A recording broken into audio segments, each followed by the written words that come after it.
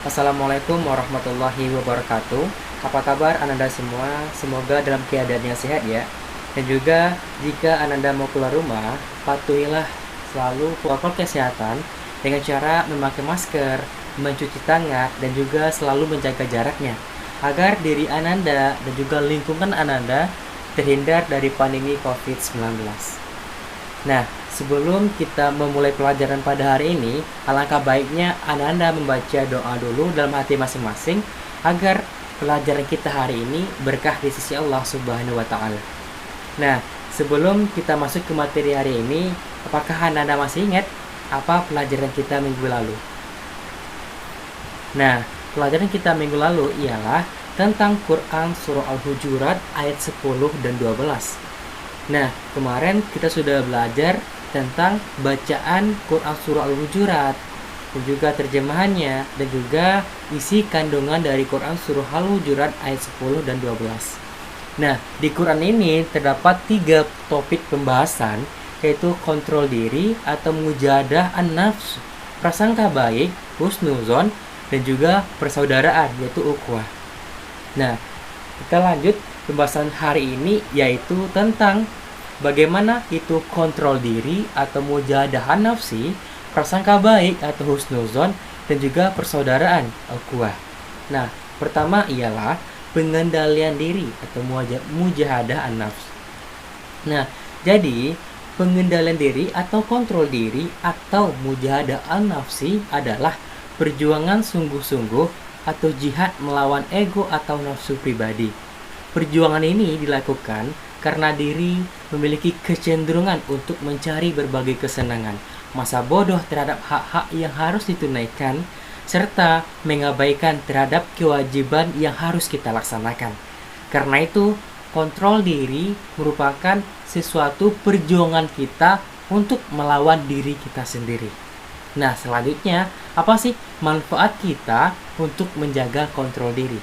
Yang pertama ialah dapat meminimalisir akibat negatif dari perbuatan yang dilakukan karena dipertimbangkan dengan matang.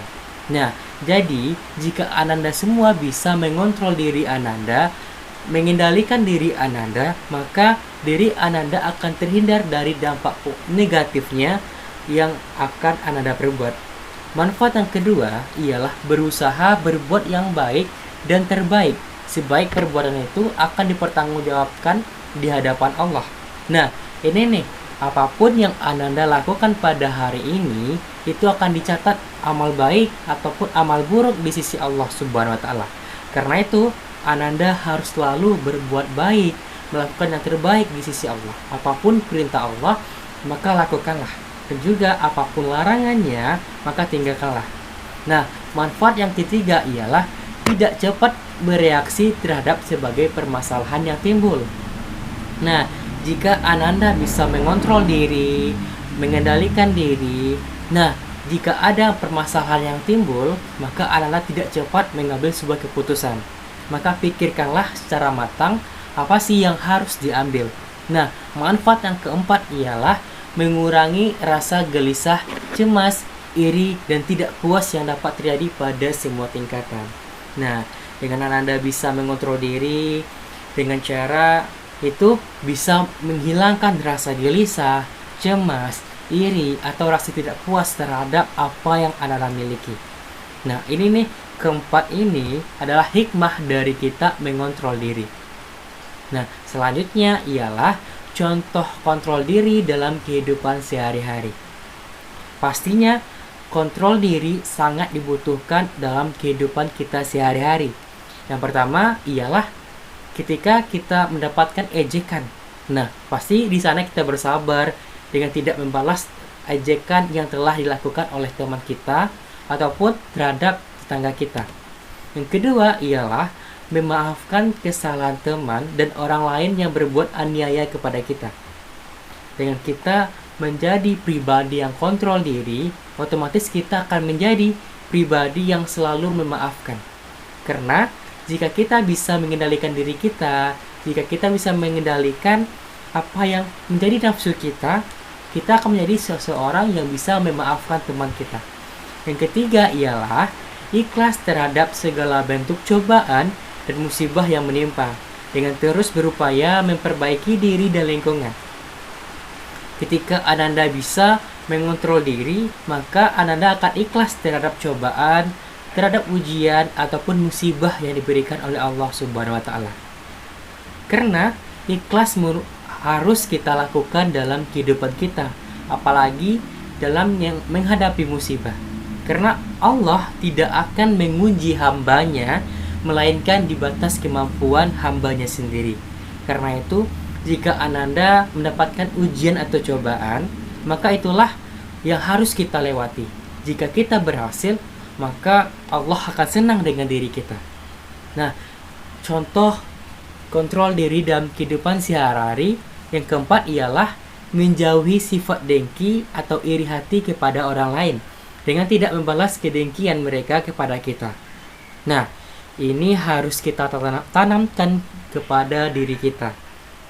Kita harus saling memaafkan, merangkul teman kita, dan juga kita harus selalu mengajak teman kita kepada jalan kebaikan, agar diri kita dan juga teman kita itu menjadi pribadi yang sangat dicintai oleh Allah Subhanahu wa taala. Contoh yang kelima ialah mensyukuri segala nikmat yang telah diberikan oleh Allah Subhanahu wa taala. Nah, Ananda harus selalu bersyukur terhadap nikmat yang telah diberikan oleh Allah Subhanahu wa taala. Karena Allah berjanji, jika Dia mempunyai umat yang selalu bersyukur, maka Allah akan selalu melimpahkan rahmatnya kepada dia. Allah akan selalu menambah rizkinya agar dia selalu bersyukur kepada Allah Subhanahu wa taala. Nah, pada hari ini apakah Ananda semua sudah bersyukur? Hari ini Ananda harus selalu bersyukur dengan cara mengucapkan alhamdulillah minimalnya. Ketika bangun, ucapkanlah alhamdulillah, karena nikmat kehidupan masih diberikan oleh Allah Subhanahu wa taala kepada kita. Karena itu, selalu bersyukurlah dalam setiap apapun yang kita dapatkan. Jangan pernah kita mengumpat, kok ini sih yang diberikan? Kok cuma segini? Nah, seharusnya kita harus selalu bersyukur. Kita harus selalu menerima apapun yang telah diberikan oleh Allah Subhanahu wa taala. Nah, hadis tentang pengendalian diri atau mujahadah nafsi ialah dalam riwayat Abu Hurairah bahwasanya Rasulullah SAW bersabda, orang yang perkasa bukanlah orang yang menang dalam perkelahian, tetapi orang yang perkasa adalah orang yang mengendalikan dirinya ketika marah. Hadis riwayat Bukhari dan Muslim. Nah, jadi Ananda semua menjadi orang yang perkasa di sisi Allah ialah orang yang bisa mengendalikan dirinya ketika marah, bukan orang yang menang dalam perkelahian. Nah, jadi Ananda semua harus bisa mengendalikan diri Ananda, apalagi ketika marah. Apalagi ketika apapun musibah yang Ananda dapatkan nantinya. Harus bisa mengendalikan diri agar tidak mudah emosi. Nah, selanjutnya kita masuk ke prasangka baik, yaitu husnuzon. Husnuzon ini ada 3 macam. Pertama, husnuzon kepada Allah Subhanahu wa taala. Yang kedua, husnuzon kepada manusia. Yang ketiga, husnuzon kepada diri sendiri. Nah, Ananda sudah tahu kan apa sih ketiga husnuzon ini? Nah, jika belum tahu, pertama, husnuzon kepada Allah.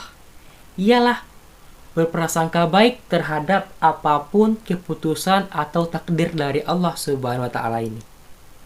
Nah, kita harus selalu menerima apa keputusan dari Allah.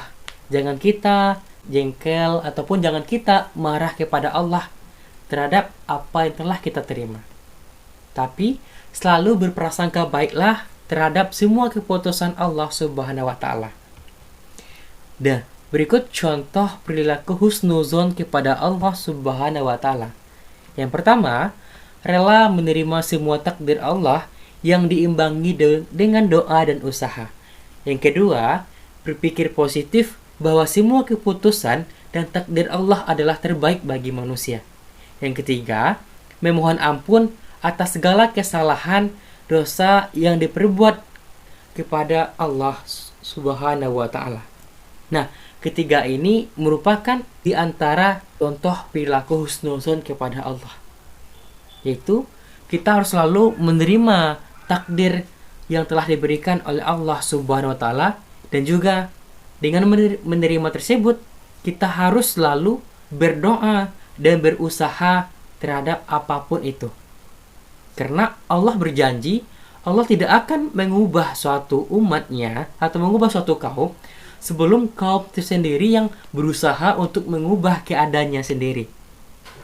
Jika Anda semua ingin menjadi orang yang pintar, menjadi orang yang cerdas, maka selalulah berusaha, selalulah belajar. Jika Anda sudah belajar, sudah berusaha, setelah itu baru berdoa, berikhtiar, berdoa kepada Allah. Karena Anda semua sudah berusaha untuk melakukan yang terbaik. Dan serahkan kepada Allah apapun itu hasilnya nanti. Yang kedua, berpikir positif semua keputusan dan takdir dari Allah. Nah, ini nih, Allah tahu apa yang hambanya butuhkan. Dan Allah tidak akan mengasih apa yang hambanya inginkan. Jadi, kita harus selalu berpikir positif apapun itu yang diberikan oleh Allah Subhanahu wa ta'ala. Yang ketiga, ialah memohon ampun atas segala kesalahan dan dosa yang diperbuat kepada Allah. Nah, apapun itu, apapun kesalahan kita, kita harus selalu memohon ampun kepada Allah Subhanahu wa ta'ala. Boleh nih, ketika kita mau tidur, ketika kita mau istirahat malam, coba ingat, apa sih kesalahan kita di hari ini? Apa sih yang sudah kita perbuat di hari ini? Jika kita merasa masih banyak kesalahan, masih banyak dosa di hari ini, memohon ampunlah. Jangan tunggu dulu ketika musibah menimpa kita. Ketika ada banjir, gempa, ataupun musibah lainnya yang menimpa kita, kita baru, ya Allah, ampunilah aku. Baru banyak datang ke masjid setelah ada musibah. Tapi janganlah. Coba setiap hari kita mengingat, beristighfar, muhasabah diri, mengingat apa yang telah kita lakukan, agar Allah selalu melimpahkan rahmat dan syafaatnya kepada kita semua. Nah, selanjutnya ialah cara menumbuhkan sikap prasangka baik atau husnuzon kita kepada Allah. Yang pertama, latihan semua takdir atau keputusan yang ditimpakan kepada diri kita. Yang kedua, latihan menahan diri kita untuk tidak memberikan reaksi dengan cepat terhadap semua musibah yang terjadi. Yang ketiga, latihan memperbanyak istighfar dan mengakui bahwa diri kita banyak melakukan kesalahan. Nah, ini harus kita tumbuhkan dalam diri kita. Harus kita tanamkan dalam diri kita. Kita harus selalu menerima takdir yang Allah berikan. Kita harus selalu menahan diri kita dari apa yang masalah yang dihadapi. Dan juga kita harus selalu memperbanyak istighfar, mengakui diri kita, kesalahan kita kepada Allah Subhanahu wa ta'ala. Dan juga jangan selalu lupa untuk selalu meminta ampun kepada Allah Subhanahu wa ta'ala. Jika kita ada kesalahan, maka berdoalah. Anggaplah apapun itu, curhatlah kepada Allah Subhanahu wa ta'ala. Insyaallah Allah akan membantu untuk menyelesaikan permasalahan yang ada dalam diri kita. Selanjutnya, prasangka baik atau husnuzon kepada manusia. Nah, banyak saat sekarang ini orang yang berprasangka buruk. Dia selalu mencari kejelekan orang lain. Tapi kita harus selalu tanamkan dalam diri kita husnuzon, prasangka baik. Nah, yang pertama, pengertiannya. Prasangka baik artinya menganggap bahwa apa yang dilakukan orang lain, baik yang terlihat jahat, kecuali jika jelas bahwa perbuatan itu tersebut melanggar syariat, apalagi yang tidak terlihat baik oleh mata kita. Nah, kita harus selalu tanamkan perbuatan baik kepada diri kita. Jangan kita berprasangka buruk kepada orang. dia ngapain sih? Dia berbuat apa? Nah, jangan. Cobalah kita selalu berpikir yang positif, selalu berpikir bahwa kebaikan itu dinilai oleh Allah Subhanahu wa taala. Nah, kita sebagai hamba Allah itu sama-sama berusaha menjadi yang baik. Sama-sama berusaha menjadi yang terbaik agar kita menjadi hamba Allah yang sangat dicintainya. Dan marilah kita fastabiqul khairat, berlomba-lomba dalam kebaikan. Yang kedua, contoh husnuzon terhadap manusia. Yang pertama ialah menjauhi sikap buruk sangka kepada orang lain. Yang kedua, menjauhi sikap mencari kesalahan orang lain. Yang ketiga, ikut membantu dan berbelasungkawa atas kejadian yang tidak mengenakan yang diterima oleh orang lain.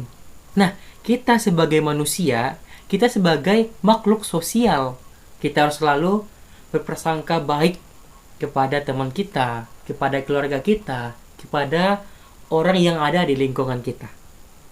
Jangan sampai kita berprasangka buruk ataupun mencari kesalahannya untuk menjatuhkannya atau untuk merebut sesuatu yang harusnya bukan hak kita. Nah, dan juga kita harus selalu berbelasungkawa atas kejadian yang tidak mengenakan yang diterima oleh orang lain.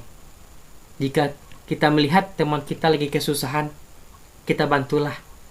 Apalagi kita lihat musibah yang terjadi di Indonesia.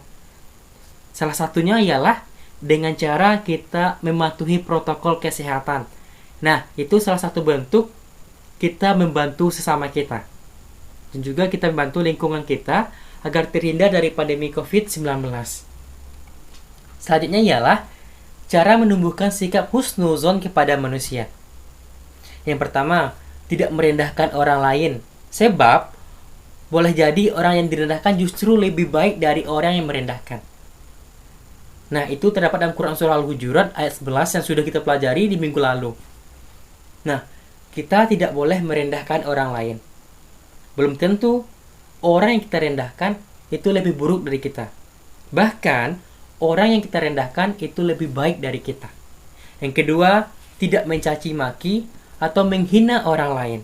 Apalagi hinaan tersebut tidak sesuai dengan kenyataan. Nah, kita tidak boleh mencaci atau menghina orang lain. Kita harus selalu mendukung apapun yang dilakukan oleh teman kita, apapun yang dilakukan oleh keluarga kita kepada jalan kebaikan. Nah, jika kita lihat mereka melakukan yang tidak baik, maka tugas kita sebagai keluarga, sebagai teman ialah mengingatkannya kepada kebaikan. Yang ketiga ialah Allah melihat perbuatan manusia bukan dari segi pelakunya, tetapi yang menjadi ukuran adalah niat yang ada dalam hati kita. Jadi, kita harus selalu mengawali sesuatu dengan niat. Karena Allah tidak melihat apapun yang kita lakukan dengan apa yang kita lakukan, tetapi dengan hati kita, dengan niat kita. Maka, kita tidak berhak untuk menghakimi saudara kita. Mana tahu apa yang dia lakukan itu baik, apalagi kita tidak tahu tujuan yang dia lakukan. Karena itu selalulah bersikap husnuzon kepada manusia. Selanjutnya, husnuzon kepada diri sendiri. Husnuzon terhadap diri sendiri mengandung arti bahwa segala yang melekat pada diri manusia, baik yang disukai ataupun tidak, yang merupakan pemberian Allah yang terbaik untuk manusia. Sikap husnuzon ini akan melahirkan sikap berpikir positif terhadap diri yang akan memotivasi seseorang untuk mendayagunakan pemberian Allah pada jalan yang telah ditentukannya atau sesuai dengan syariat Islam. Nah, jadi husnuzon ini juga sangat penting untuk diri kita sendiri. Kita harus selalu berprasangka baik kepada diri kita. Jangan kita cepat putus asa, cepat mengambil kesimpulan kita itu tidak mampu. Jadi kita harus selalu berusaha untuk menjadi yang terbaik, menjadi seorang manusia yang selalu berpikir yang positif. Yang kedua ialah bentuk husnuzon terhadap diri sendiri. Yang pertama, selalu berinisiatif. Yang kedua, gigih. Yang tiga, rela berkorban. Nah, berinisiatif maksudnya ialah selalu ingin berusaha menjadi orang yang terbaik. Menjadi orang yang selalu dicintai oleh Allah Subhanahu wa taala. Berusahalah untuk melakukan segala sesuatu kebaikan. Yang kedua, gigih. Gigih dalam belajar, gigih dalam bekerja, gigih dalam segala apapun yang kita lewati. Yang ketiga, rela berkorban. Nah, kita harus selalu rela berkorban terhadap diri kita untuk kemajuan diri kita sendiri, agar kita menjadi orang yang sukses, orang yang beruntung untuk kebahagiaan kita, baik itu kebahagiaan di dunia ataupun kebahagiaan di akhirat. Selanjutnya ialah hadis tentang prasangka baik. Bahwasanya Rasulullah SAW bersabda, "Iyyakum wazzonna fa inna zonna akzabul hadithi." Rawahul Bukhari. Jauhkanlah darimu prasangka buruk, karena sesungguhnya prasangka itu adalah perbuatan yang paling dosa atau dusta. Hadis riwayat Bukhari. Nah, jadi prasangka buruk adalah suatu perkataan yang paling dusta, perkataan yang bohong. Maka dari itu kita harus selalu berprasangka baik, baik itu kepada Allah, kepada manusia, ataupun kepada diri kita sendiri. Nah, selanjutnya kita masuk kepada manfaat dan hikmah perilaku husnuzon. Pertama, menumbuhkan perasaan cinta kepada Allah, menumbuhkan rasa syukur kepada Allah, menumbuhkan sikap sabar dan tawakal, menumbuhkan keinginan untuk berusaha memperoleh nikmat dan rahmat Allah, menjadikan orang yang pemaaf, mendorong manusia mencapai kemajuan, menimbulkan ketentraman, dan juga yang terakhir ialah membuahkan kreasi yang produktif dan daya cipta yang berguna. Jadi, perilaku yang husnuzon akan menumbuhkan rasa cinta kita kepada Allah, akan menumbuhkan rasa syukur kita kepada Allah, sabar kita, bahkan akan menjadikan kita sebagai orang yang pemaaf, orang yang selalu berkreasi yang produktif, yang menciptakan sesuatu yang berdaya guna nantinya. Dan insya Allah, jika Ananda bisa menjadi orang yang husnuzon, Ananda akan menjadi orang yang selalu bahagia, yang tidak gelisah terhadap kebahagiaan orang lain, bahkan melihat sesuatu yang tidak hak kita untuk berprasangka buruk. Nah, selanjutnya kita masuk kepada persaudaraan, yaitu ukhuwah. Jadi, persaudaraan ini sama dengan ukhuwah. Nah, jadi ukhuwah berasal dari kata akhun, artinya berserikat atau persaudaraan. Jika kata ini dirangkai dengan Islamiyah, maka pengertian ukhuwah Islamiyah adalah persaudaraan yang bersifat Islami atau yang diajarkan oleh agama Islam. Jadi, ukhuwah Islamiyah adalah suatu persaudaraan yang bersifat Islami yang diajarkan oleh agama Islam. Nah, bentuk-bentuk ukhuwah atau persaudaraan. Yang pertama, ukhuwah ubudiyah. Yang kedua, ukhuwah ihsaniyah. Ketiga, ukhuwah ghotoniyah. Yang keempat, ukhuwah fi din al-Islam. Yang pertama, ukhuwah ubudiyah adalah persaudaraan karena sesama makhluk yang tunduk kepada Allah Subhanahu wa taala. Nah, ubudiyah ini merupakan suatu persaudaraan kita karena kita sama-sama makhluk yang tunduk kepada Allah Subhanahu wa taala. Yang kedua, ukhuwah insaniyah. Nah, artinya ini adalah persaudaraan kita sesama manusia. Ingatlah, kita umat manusia ini saling bersaudara. Maka karena itu kita harus selalu membantu saudara kita yang kesusahan. Kita harus selalu menumbuhkan sikap toleransi dalam hidup kita. Walaupun itu agamanya tidak Islam, kita harus selalu bertoleransi dalam kegiatan amaliyah.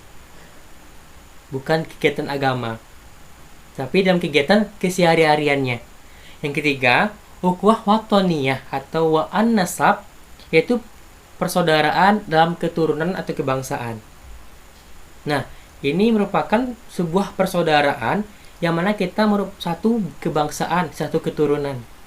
Yang keempat, ukhuwah fiddin al-Islam, yaitu persaudaraan antar sesama muslim. Kita sesama muslim merupakan saling bersaudara. Jadi kita harus selalu membantu muslim lainnya jika dia mendapatkan sebuah musibah. Nah, selanjutnya ialah manfaat kita menjaga persaudaraan. Yang pertama ialah menciptakan wihdah atau persatuan. Yang kedua, menciptakan kuwah atau kekuatan. Yang ketiga, ukuah menciptakan mahabbah, cinta dan kasih sayang. Ini maksudnya cinta dan kasih sayang dalam persaudaraan ya, bukan cinta kasih sayang dalam hal lain, tapi cinta dan kasih sayang dalam persaudaraan kita. Selanjutnya, cara menciptakan ukuah Islamiyah. Yang pertama, menegakkan sholat berjamaah di masjid. Yang kedua, menebarkan salam dan tidak saling acuh. Yang ketiga, membantu meringankan beban yang sedang menghimpit saudaranya. Yang keempat, saling memaafkan. Yang kelima, saling mendoakan dengan kebaikan. Nah, kita harus selalu melaksanakan sholat berjamaah, karena terkadang masjid merupakan tempat kita berkumpul, tempat kita menyapa tetangga kita. Karena kebanyakan orang sibuk dengan kantornya, sibuk dengan sekolah, kuliah, bahkan kegiatan yang lainnya. Karena itu, lakukanlah sholat berjamaah di masjid agar kita menjalin tali silaturahmi kita sesama lingkungan kita. Nah, dengan ukhuwah Islamiyah juga membantu kita meringankan beban saudara kita. Dengan kita membantunya, kita akan meringankan bebannya. Dan juga jangan lupa kita untuk selalu mendoakan saudara kita dalam kebaikan, dalam hal-hal yang baik yang disukai oleh Allah Subhanahu wa taala. Selanjutnya, hadis tentang husnuzon, yaitu yang diriwayatkan dari Nu'man bin Bashir radhiyallahu anhu bahwa Rasulullah shallallahu alaihi wasallam bersabda, perumpamaan orang-orang mukmin dalam saling mencintai, saling mengasihi, dan saling menyayangi seperti satu tubuh. Apalagi satu organ tubuh merasa sakit akan menjalar kepada semua organ tubuh, yaitu tidak dapat tidur dan merasa demam. Hadis riwayat Muslim. Jadi, kita harus selalu berprasangka baik, harus selalu menjaga ukhuwah Islamiyah kita kepada sesama kita. Karena kita saudara, kita ibaratkan satu tubuh yang selalu menjaga satu sama lainnya. Jika satu merasa sakit, maka yang lainnya juga merasa kurang enak atau merasa demam. Karena itu harus selalu membantu saudara kita yang lagi kesusahan. Nah, selanjutnya ialah penerapan perilaku kontrol diri, prasangka baik, dan persaudaraan. Pertama, kontrol diri ialah tidak konsumtif. Kita tidak selalu membeli apapun yang tidak perlu kita. Belilah apa yang perlunya, apa yang kita butuhkan. Jangan kita menjadi orang yang konsumtif yang selalu ingin membeli ini, itu karena nafsu. Tapi, belilah dengan keperluan kita. Yang kedua, melakukan kewajiban dan meninggalkan larangan sesuai dengan ajaran Islam. Jadi, kita harus selalu mengontrol diri kita dari nafsu kita dengan cara kita melakukan kewajiban dan juga meninggalkan larangan apa yang telah dilarang oleh Allah Subhanahu wa taala. Yang kedua, prasangka baik ialah percaya bahwa di balik setiap musibah ada hikmahnya. Jadi kita percaya jika kita mendapatkan musibah, jika kita mendapatkan cobaan, insya Allah di balik musibah tersebut akan ada hikmah yang kita dapatkan. Selanjutnya ialah selalu bersyukur atas apa yang diberikan oleh Allah Subhanahu wa taala. Jadi, kita harus selalu menjadi pribadi yang bersyukur kepada Allah agar kita menjadi orang yang sangat dicintai oleh Allah Subhanahu wa taala. Sangat bahagia kita jika kita mendapatkan syafaat dari Allah. Karena Allah akan membantu kita di akhirat nantinya. Dan yang selanjutnya ialah selalu berpikiran yang positif.